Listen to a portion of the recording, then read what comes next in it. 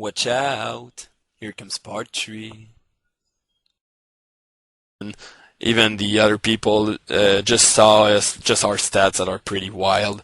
So yeah, I'm gonna start titling up at that point of the session or so right now. And that's cool because I get ace king in position, and I just 3-bet Bamiye a couple like 1 or 2 orbits earlier, and he left me that one, so I think he's likely to play me back right now. So yeah, Bamiye. I think he's very likely with that timing to play back at me and 4-bet fold or 4-bet shove ace queen or something like that. He's thinking about playing me back. But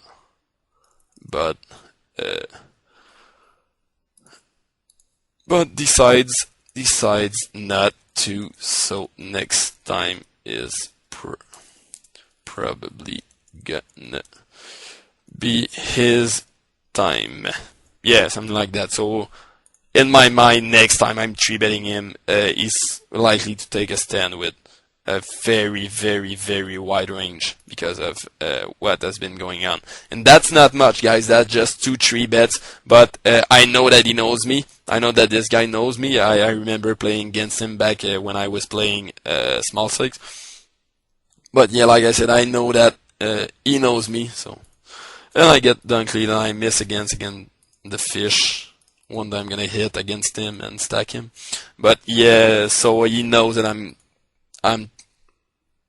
3-betting him very light right now, so he's very likely to get pissed at us right now. So yeah, he's gonna play back, I'm pretty sure, pretty soon, just because of the 2 times we 3-bet him in position, and he just like thought for a while, then probably went, next time I'm gonna do it. So that's why I'm saying that next time he's probably gonna do it. I just slimmed that 10.7.5 because of the SA 1978. That's another big another big adjustment that I'm doing, that I'm showing you guys that I'm doing here. I have to read that the guy's total fish, so I'm trying to play every single pot against him before someone else takes his money, which I think is pretty standard. But then again, I see a lot of people just not adjusting their pre-flop ranges when there is such a fish, and just keep folding everything like nits and stuff like that. So yeah, you do have to adjust your pre-flop ranges when there are such big fishes, because yeah, if you don't take their money, someone else will do it. So I want to be the one doing it, especially when I am in Jesus' seat directly on his left. I'm willing to play like any 2 cards that deep against him.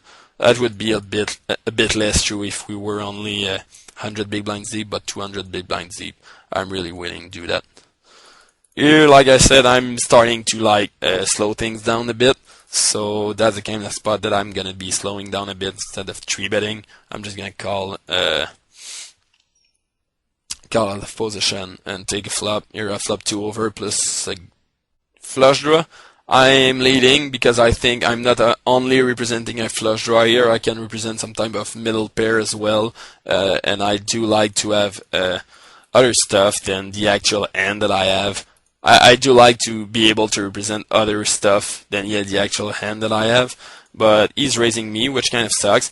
But I think at that deep I cannot really bet 3-bet, so I'm gonna call, try to hit, and hope that he's like shutting down or something like that. That's pretty much the worst card in the deck. So at this point I'm pretty much giving up on the end. If we had been like 100 big blinds deep, I would probably like lead, then shove if he raised. Hoping that I have some full equity, but that deep I don't think this is ever good to do that. And he's betting again. Not much I can do here, but fold, I guess. You could have a big hand, you could have 4, you could have turn and ace a lot. And I do represent, once I play it like that, I do represent exactly what I have, which is a flush draw if I call the turn, so I'm not gonna get paid if he bets a river again. I'm gonna call that, yeah. After the flop goes check, check, check, and the turn is a card that puts so many draws out there. I think he's leading all of his draws on the turn after everyone else checks, so my king is good a lot. But he did have a draw, but with the ace. So screw him. Mr. Zakar. I'm gonna call that. I'm gonna do a nice mix of calling and sorry, I'm gonna lead. I'm gonna play it exactly like I just played it. Just in case he did see what we just done. If he has no overpair, he's probably not going anywhere. And yeah, so he decides to raise pretty quickly, which is cool. I'm gonna do the act of like the guy here. I think when I bet 3-bet, I'm representing a flush draw a lot. So I think he's not folding a... Like, he could have a flush draw himself, and he's probably gonna shove that, thinking he has some fold equity. Cool. And he's not... Oh my god, he has outs. That would be so sick. One time. Oh. But yeah, like I said, when he raises the flop, he has flush draw himself a lot. And he's not going anywhere with an overpair just because of the way I've been playing. And the fact that I'm representing so much a draw on that flop by 3-betting. So that was like just a total cooler on the flop or so. You could have like called the flop in position. It's probably what I would have done. But he decided to gamble it, which is not bad at all as well. Here against Merit, I'm gonna check and delay my c-bet. I think he's less likely to start bluffing me now that I check called him down once, but he's starting again, so I'm just gonna check fold and hope I hit sometime. And like, if he keeps on doing that, I'm just gonna wait for ends, and every time I hit, I'm just gonna check call down 3 streets, and he's gonna be bluffing every time because people just never adjust. These type of players actually just never adjust, so that's pretty cool. I'm gonna raise pretty big here. I want to build a pot against SA. So yeah, I just coolered that South Korean guy, which feels pretty cool to cooler someone with a full house.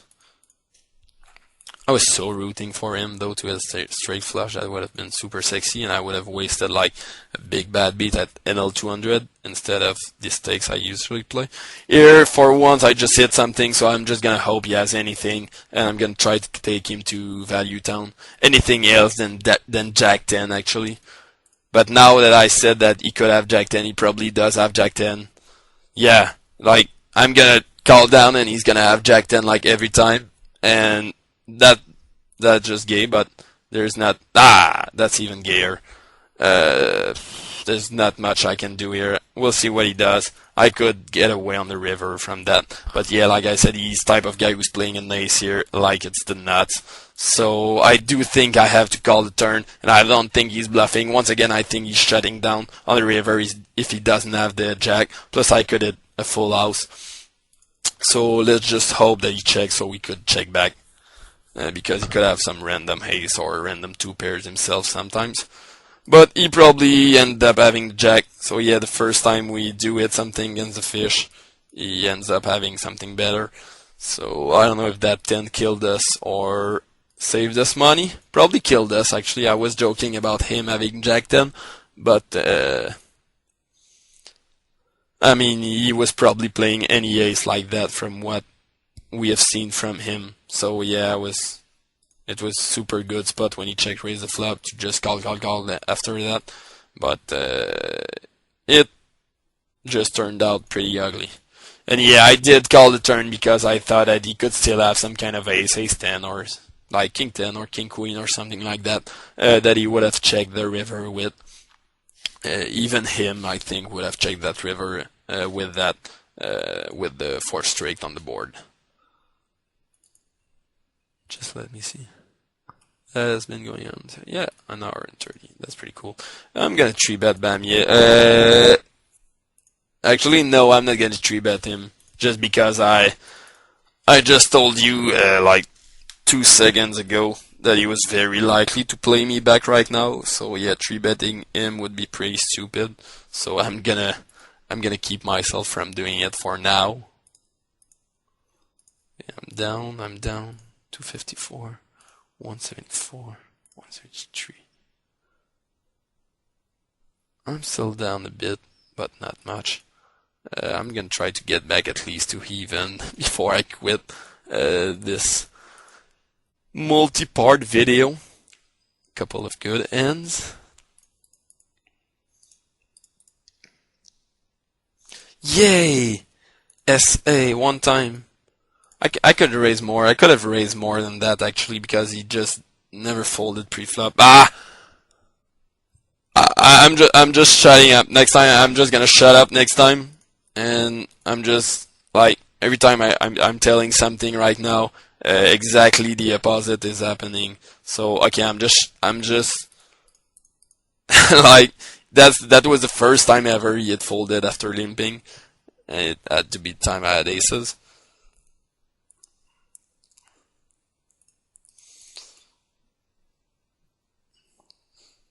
So yeah, like if I have ace king, someone there probably has aces. Let's hope not. Mr. Zaka, and he calls.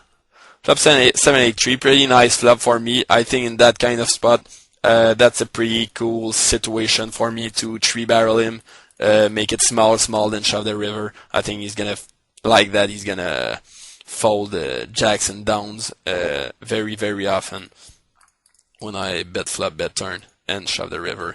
Jack is not the best card in the deck because he could have jacks himself, but I think he has a lot of other pocket pairs that he's gonna end up folding at some point in the hand. So yeah, I'm gonna bet that again. 44 looks like the right amount. Here I'm just c-betting. And he check shoves us. Maybe 9-10 or something like that. But yeah, I thought in such a spot of under the gun against button, I think he is set mining me a lot there, and I think a multi-barrel bluff could have taken him out of pretty much every pocket pair, but looks like he had either flopped a set or turned 9-10 or decided to make a move, which is not very likely, but I'm still very confident with my multi-barrel bluff here, because yeah, like I said, from an under the gun versus button point of view, he is gonna be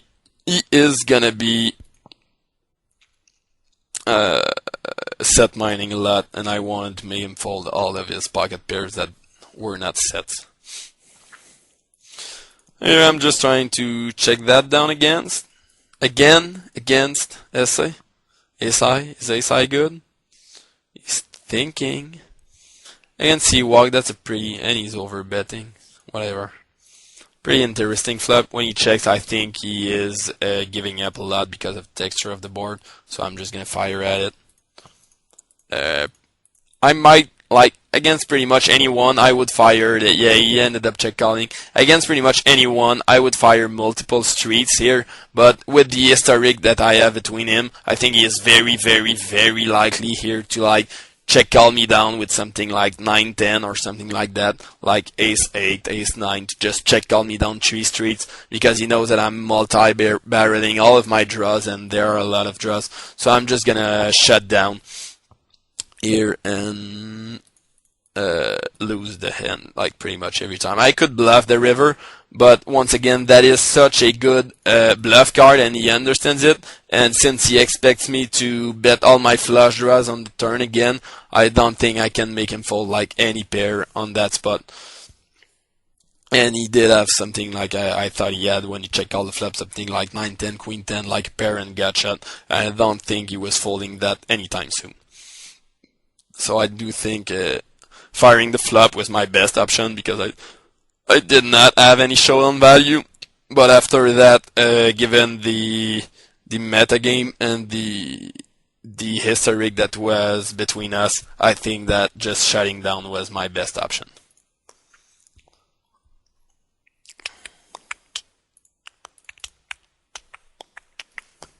Especially since I'm playing like a pretty big maniac.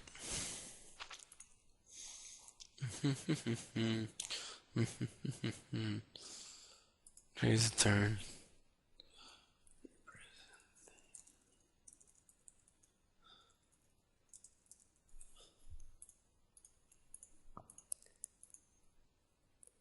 So I'm just gonna, like, this guy's gone. This guy's gone. We talked about the adjustments I would have made against these guys. This guy's gone too. This guy is still there. This guy's still there. Bamia is still there, and he's still likely to play me back next time I do something. Marriott is still there. Sinnaven's gone. I did not play any pot against any of the other guys, like Textbook Lol. Textbook Lol, I'm like 1000% sure he's a regular just because of his screen name. And all the screen name tells are pretty good, guys. When I don't have any info on someone and I see some kind of screen name like that, I'm like absolutely certain he's a regular, because that's a like 2+2 type of humor every time. So yeah, he is a regular. Textbook Lol. I don't have any further info on him other than that he is a regular. Art of Fizna looks like a regular as well, since he's reloading nonstop. A South Korean regular. They are thinking not like other people. I don't think I can get some value here by betting again. I think I have the best in a lot here, like most of the time. But I don't think he's calling with any pair below 9s, and I think he does have pair above 9s sometimes, and maybe even a slow played ace. And just because I am from under the gun and he's from the big blind, I think he's calling with all his pairs above 9, and he's folding all his pairs below 9s on that board if I bet again. So even though I think I have the best end like 80% of the time, yeah, he would have called there. I have the best end like I said, like maybe 80% of the time. I don't think betting is profitable, because he's calling when he's beating me. He's calling 100% when he's beating me, and he's folding like at least 80% when I am beating him. So betting is not profitable, even though I'm good a lot. Here, over 100 big blinds deep. I'm gonna call that. That's a pretty nice hand. Nice looking hand, 100 big blind deep. And I do flop a gut shot and a backdoor. Pretty deep on pretty dry board. The dry board helps me there because he does not expect me to call with a draw on that flop. So I can represent the ace later in the end if I think he does not have that ace. And if he does end up having it, I could hit my gut shot and or my backdoor and do something good out of that. But I completely missed the turn. Now he's thinking. If he's checking that turn, I'm probably checking it back. Yeah, I'm checking it back because that's what I would be doing with like ace-10 or ace-queen most of the time. And I'm going to be betting the river then. Not afraid of a hero call because he's not expecting me to have a draw on the flop a lot. He's more expecting me to have an ace-X type of hand that is now pot controlling the turn. When I do bet the river if he checks again, so yeah. I'm gonna bet here the amount I would normally bet with a a6 type of hand, and I'm gonna hope that he does not have a6 himself. But yeah, like I said, since the board on the flop is like there's no draw at all except for 4 and 5, I don't think he's gonna hero call that river so often, because he has to put me on a6. That's exactly that. If the board, I would maybe not have taken that line if there was a flush draw on the flop, because he could have put me on the flush draw, miss flush draw on the river a lot when I check back and then bet the river. So he would have been more likely to call even with king eye sometimes. But on that type of board, so dry, I think the line that I took is the best one to represent an a6 type of hand.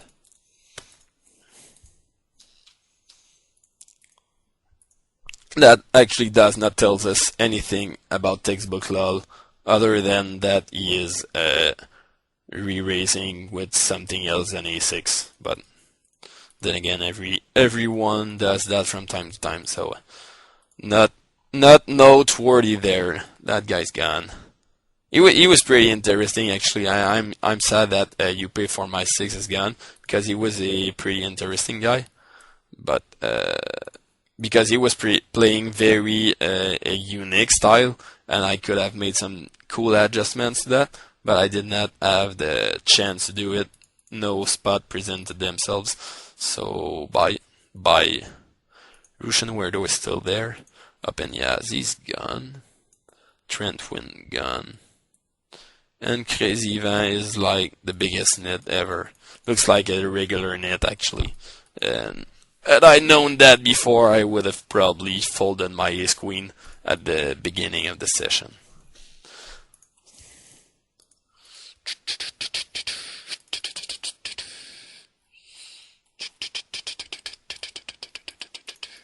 So yeah, I'm taking a lot less notes than I was at the beginning, because now I kind of have a good idea of what the game flow is against everyone at the table. I'm making a lot less mental notes at this stage of the game, like an hour and a half deep into the game. Like here, I know that Merit 21 is not the type of guy who's gonna fold anytime soon at Jack or something like that, so I'm just gonna try to value bet him to that here. And if he does bet, I'm just gonna, he ends up open dunk leading near the pot. I'm just gonna call down because he's shown a big propensity to just do random 3-barrel bluffs. So I thought he could 3-barrel bluff that a lot, and I don't have to protect my end from a lot of draws. So that was cool spot to just call and try to catch a bluff. Now that he checks, I'm gonna try to value bet, and I hope he has something weird like pair of tens that he decides not to fold because I just called the flop, like in the example. I could call, but then again, some rivers are gonna either kill my action or.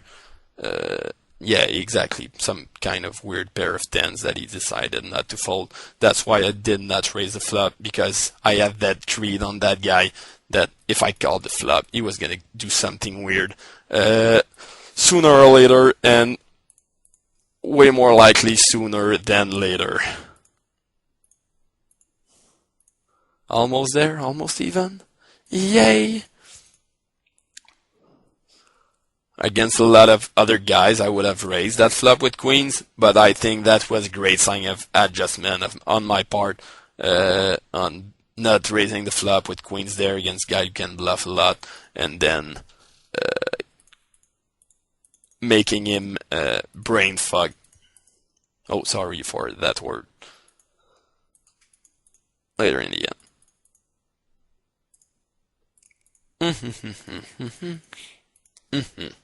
So I think this guy deserves a tag, not a tag, a fish tag, yeah, a fish, not tag like TAG, tag like.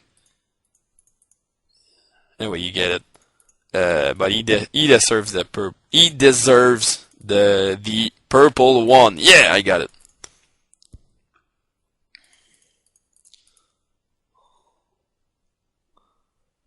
I hope I'm not talking too much, guys. I feel like I'm talking to myself a lot in this video. But that is probably because I am talking to myself. So I hope you guys are enjoying that. And I miss again. I'm saying against every time I want to say again, and again every time I want to say against. So I'm gonna try to correct that. I am missing again against the big fish. Yeah. Whoop, whoop. I'm so good in English. You know what would be good right now? Happy hour. Happy hour would be good right now, especially after nailing such a sentence, such a tough sentence. Oh yeah. Oh yeah. Ace Queen suit against the nit qui raise under the gun. Je m'en vais. I'm gonna just call that because it's worthless to raise that against nit that raises under the gun, like I said. I'm gonna call with the 6, see what happens, call and reevaluate. And then that Gromov Dmitry, he's been 3-betting quite a lot right now, but now he is 3-betting a under the gun opener. I don't think my ace queen is good a lot there, but it's pretty close because he could be the type of guy who's just squeezing every time he has a chance to squeeze, since he's Russian and weird. And I mean, I'm really not sure that this is good. Yeah, this is probably a mistake, but for entertainment purposes, I'm just gonna gamble that. And yeah, it was absolutely perfect. Like I just told you guys, I knew that he was gonna have a worse ace a lot, very often. He was like raise calling a worse ace very often in that spot. I just knew it. Uh, Never had any doubt in my mind, and that's why I rock so hard. And he's gone now. I scared him. I scared him. I'm scary. So yeah, master at work.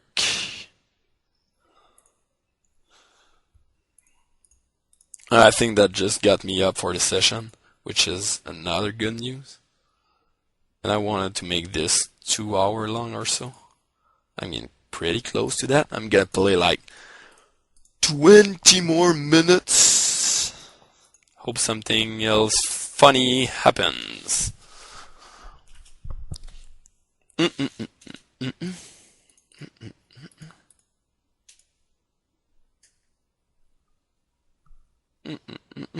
So yeah, we saw, playing very loose at the beginning got me in some tough spots, some difficult spots at the very beginning. It was not going all that great for me, but once I started playing like a bit normally, and as soon as I started getting reads on people, I just started nailing every play, like way more on spot every time.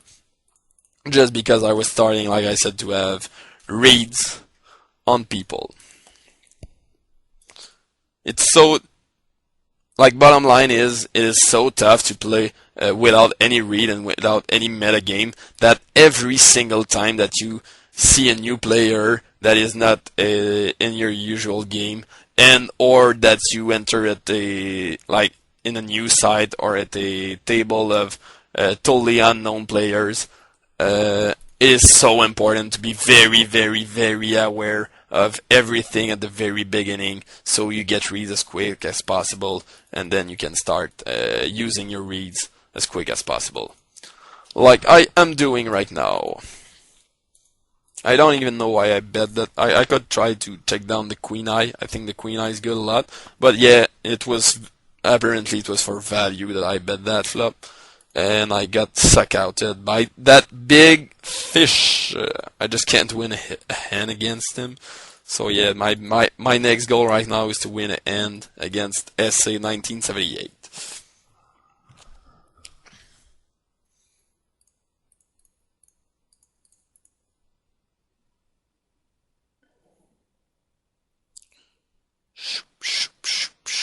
Ship the $3. And the pocket jacks. Captain Hooks. Captain Hooks. I hope C walks open here, because I have such a good hand to get it in. I kind of calmed down, and I haven't had any spots against C walk so far. Here, in a while, I mean, not so far. But here against textbook, that's kind of spot that I'm gonna cold call a lot, like 150 big blinds deep against guys I don't have much historic against. I think good calling is very good, but I think I think I'm gonna cold call actually. That is what I'm gonna do. Because if I do end up getting it in, I am gonna 3-bet sometimes when I think he is likely to like 4-bet bluff or something like that. Oh, that's like the nicest spot ever. Like, he's gonna think I am 4-betting bluff like every time here. So that's so nice. Yeah, if I had thought that textbook lol would 4-bet bluff sometimes, or because I don't think he's ever getting it in worse 150 big blinds deep. So that's why I did not 3-bet the jacks. I think playing more cautiously is the right way here, and that's weird. That's not the best flop this year. But I do think I have to bet that one, because I am betting 100% of my air if I did end up making some kind of move. Since we're all regs and we all been playing pretty loose, I could be making move a lot here. So yeah, since I'm betting 100% of my air on the flop, I do have to bet my aces. It's not time to slow play. And now with three clubs on the board, it's time to go all in. I do not want to give a free card right now. So yeah, it was pretty cool spot because Seawalk, with the way we've been going at each other, could have thought that I was making a move here in that spot since he was 3-betting a cutoff opener from the button. But I did wake up with aces, and Bamier had an hand there. I don't know what it is, to be honest. Probably something like kings or queens in my mind. They decides to fold on the turn. But yeah, post flop, like I said, since I am betting 100% of my air, and he knows that I can have hair pre-flop in that spot. 35 here against this guy. I don't think calling is ever profitable.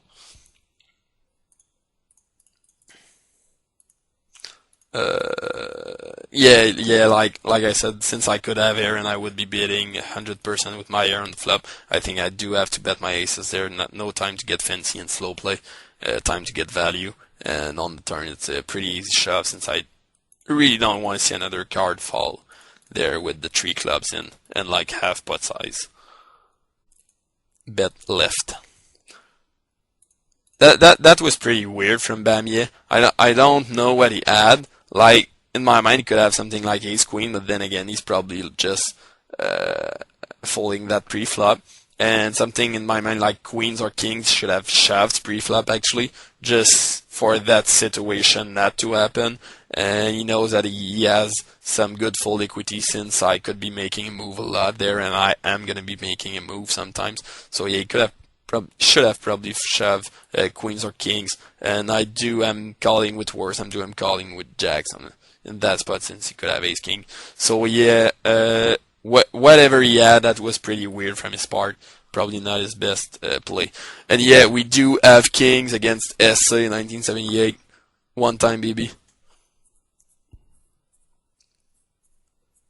And that kind of sorry, I'm getting tired. In that kind of spot, the flop is gonna come ace high like every single time. Like he's gonna call and it's gonna come like ace high, queen high. That's sexy. One time, maybe have the queen. One time, yeah. Oh, good. That's not the best card, but I still think I have to value bet him to death because he is who he is. I could be against a regular here. I would be, oh, that's such a perfect river. Well, I'm beating any 2 pairs right now. Yeah, against a regular, I would be pot controlling that turn a lot with these kings because so many things got there. But against that guy, I do think I have to go for the big thing and value bet him to death. Now he's leading the river. That's pretty weird, actually. I'm kind of scared that he has me beat. I'm just wondering between shoving and calling. I think he could fold some weird things if I shove. I think it's call actually. Don't think I'm getting that much value, and I'm value betting myself so often if I do shove. All the straights got there and stuff like that. And he could have a 6 a lot. He is gonna have a 6. 9-8. Okay, that's just. I don't think he's calling a shove with that. But yeah, maybe I should have shoved. I don't know. That dunk lead just froze me there. But yeah, I don't think he's calling shove with that. I think he either has I don't think he has a queen with that line. I think he either has. That's what I was thinking about. A straight weirdly played a 6 a lot because he's not folding a 6 like something like 6-7 or 6-8. He is gonna have that a whole lot. And now I flopped the mega nuts. I am gonna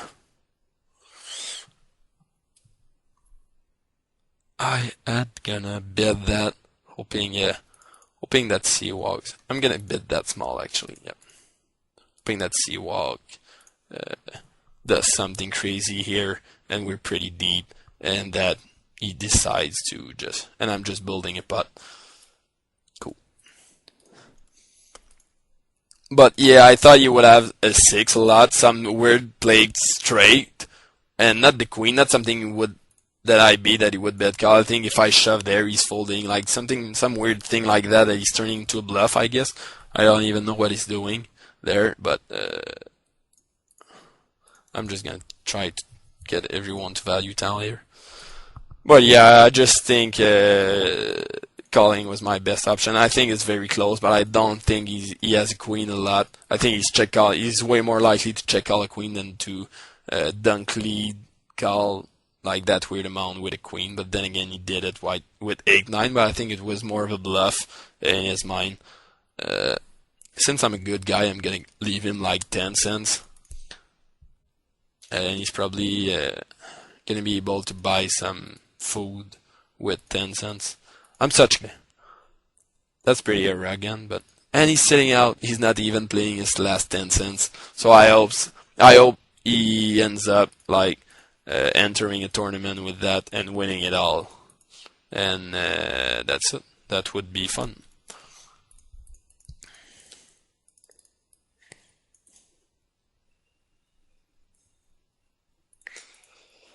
Four, five, four. Let me count. 4, 5, 6, 6. Okay, so I'm missing a 6. So I have gut shot and backdoor and no showdown value. I am gonna start barreling that because I love to barrel in 3-bet pots. I would have probably, depending on turn card, 2 or 3 barreled very often. That's why I size my flop bet pretty small to leave myself some room, some space to keep on barreling. And Morgan News SA is sitting back in with 210 cents. His lucky 10 cents. So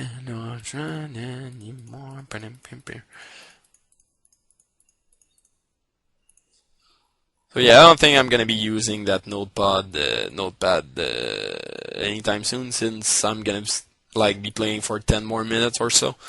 And I do have read on pretty much everyone right now, but it sure was useful into getting reads pretty quick, and I think I used the reads that I got very, very well.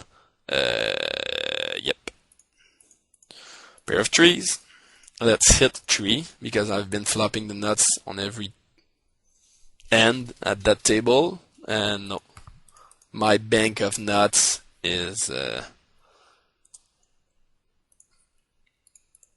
over, if that makes any sense. Probably not. I'm gonna 3-bet him because it's just been a while since I've done that. But I think I've just 3-bet him with Ace King. But yeah, and there's a short stack there. Nah, forget it. I'm just stopping right now. I'm just stopping trying to bluff Merit 21 anytime soon. He's just not folding ever. That's like the third time I'm getting a raise of C-bet or something like that. So that's it. No more bluffing of this guy. Wait for the nuts, and bam. That's it. I'm getting pretty deep on every table. That's pretty cool. Yeah. I am up, 2 buy-in. I'm gonna buy something cool. Yeah.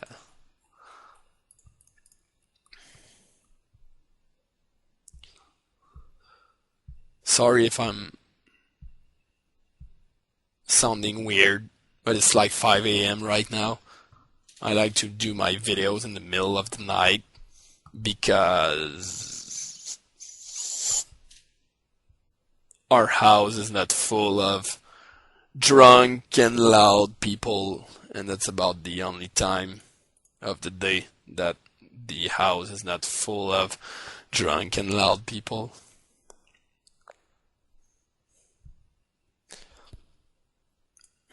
And this is getting pretty boring.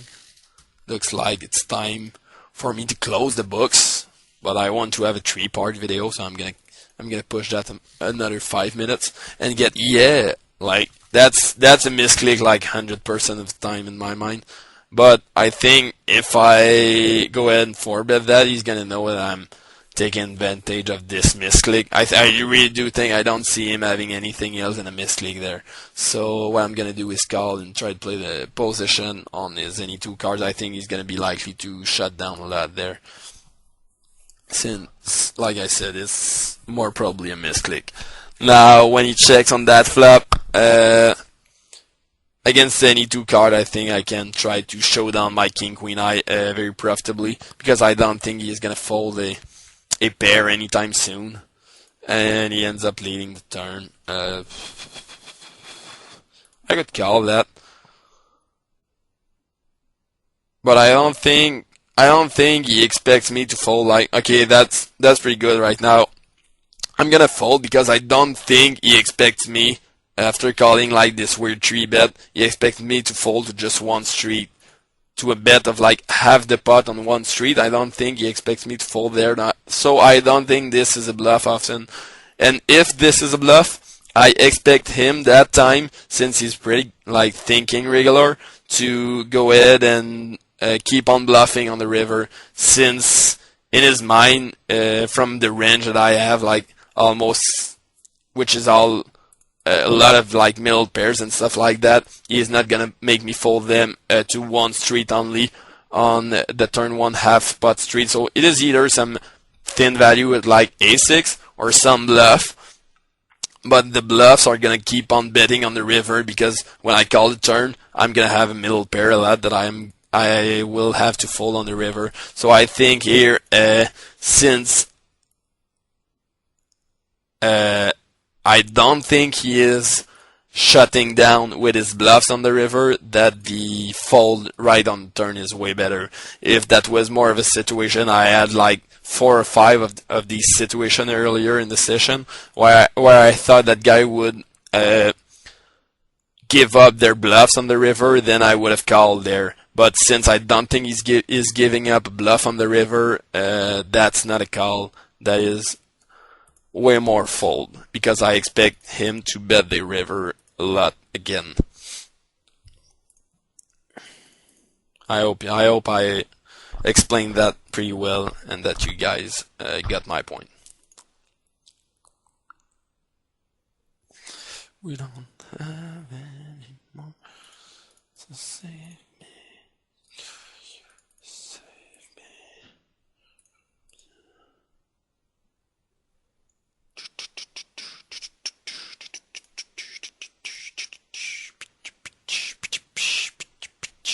Yeah, repop bam, yeah, because I want to. I'm getting tired and I'm just doing stuff, like repopping people out of the blinds, which is not that good, but funny when I am tired. Yeah, and it works, and I make monies, yeah. Okay, so this table's breaking up anyway, so I think I'm just gonna leave like one last round of tables, and I'm done. And he leaves before me, so he's scared of me, and I get the Golden Balls of Steel award for staying there longer than him. He's not even playing his button, so I'm just gonna sit there on the table with my big trophy of Golden Balls of Steel. I'm gonna call and flop the nuts. Gut shot. A draw to the nuts. That's better than nothing. Gut shot backdoor. I told you earlier I'm not gonna try to bluff this guy again. I think he's type of guy to like, since he's like bluffing nonstop, to like, that's stupid from his part, but they all do that. These type of guys to like min raise super small his aces and then try to play them super tricky instead of betting, which he is doing with all his bluffs. He's like slow playing a lot, so I think he does have some big ends sometime when he checks that flop. So I'm gonna wait for the turn to try and take down the pot. I think I could take the pot on that turn. If he checks again, I think he's not gonna slow play 2 street with like aces.